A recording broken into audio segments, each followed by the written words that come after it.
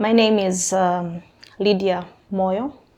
I come from Zambia, in Choa to be specific. I am a member of the community, an activist who has been working to help bring about awareness on issues of lead poisoning. And also I've been working around the lead exposed communities of Choa, Maganda, Makululu, Kasanda, and Waya. So I'm in touch with especially the women in these communities as we have discussions on what we can do as women to help ourselves in terms of protecting ourselves from lead pollution.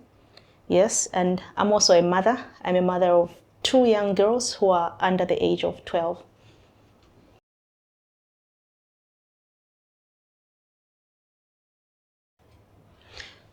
Well, the lead pollution in Kabwe is real and it is very serious. I, for one, do not originally come from Kabwe. I was not born in Kabwe, but I moved to Kabwe some years back. And when moving to Kabwe, I didn't know that Kabwe was contaminated with lead poison, like many of the people who live outside Kabwe do. There are very few people who know to say Kabwe is contaminated with lead poison in other parts of Zambia. And when I moved to Kabwe, I was told by a friend of mine who works at the hospital. She actually asked me a question to say, did you know that there is poison in the air here in Kabwe? Did you know that there is contamination of lead in Kabwe? So I was completely clueless about that, and then I decided to do a research of my own, to read about the situation, and I confirmed that yes, it is true. There is lead contamination in Kabwe, and the lead contamination is serious. I also got to understand how lead affects a human being's body. It affects the liver, it affects the kidneys, it affects the blood in that it causes anemia, it affects the bones, making them to be weak. It also affects the brain in that somebody would become forgetful. Yes.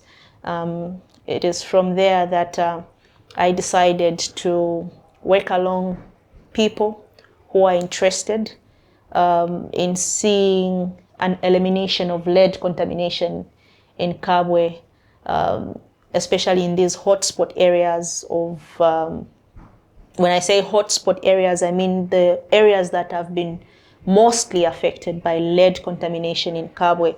These are Makululu, Kasanda, Maganda Nyama, Inchoa, Waya, and Mutwewa and Sofu. So these areas have been seriously contaminated by lead, and I've been networking with my fellow women in these contaminated areas, working together to see how we can help ourselves from lead contamination, and also what can be done to clean up the environment so that we reduce or eliminate exposure to lead.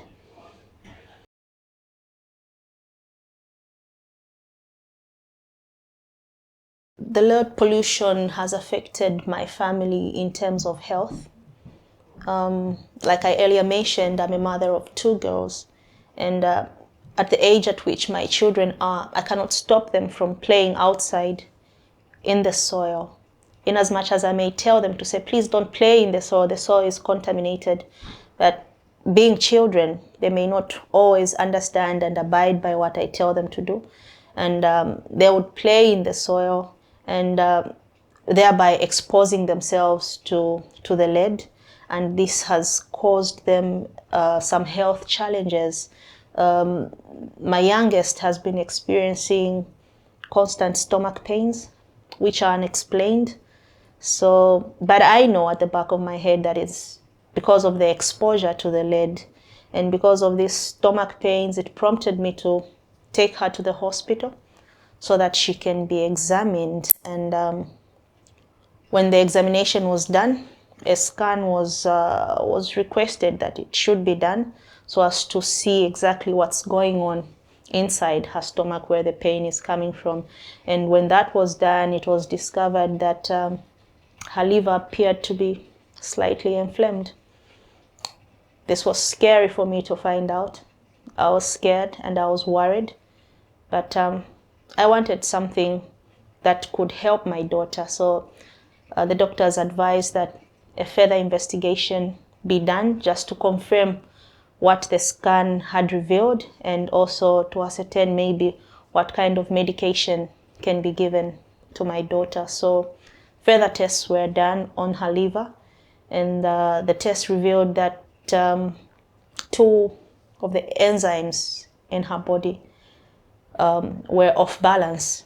Yeah, they were above the normal range of what they were supposed to be. After that was discovered, mainly the only advice that I was given was to concentrate on the diet, that maybe I should reduce on giving her fatty foods. Things like eggs and fried foods should be avoided. But that didn't help much, because even now as I speak, she still constantly complains about these stomach pains, and largely due to the fact that she is still playing in that soil, in that environment that is contaminated by the lead poison.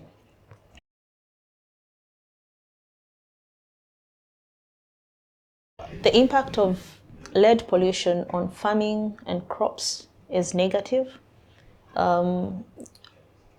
Crops do not grow so well in soils that are contaminated with lead. Actually, the growth of crops, like maybe let me talk about vegetables or maize, is stunted. And just by looking at the maize, for example, you would see that this maize is not healthy. Something is wrong with this maize. And we know that it is the soil that is wrong, that is causing all the problems with the growth of the maize or the growth of the vegetables. And even the water that is used to water these vegetables or the maize is also contaminated, because you find that in some parts, or a good number of parts of these hotspot areas, there is no piped water.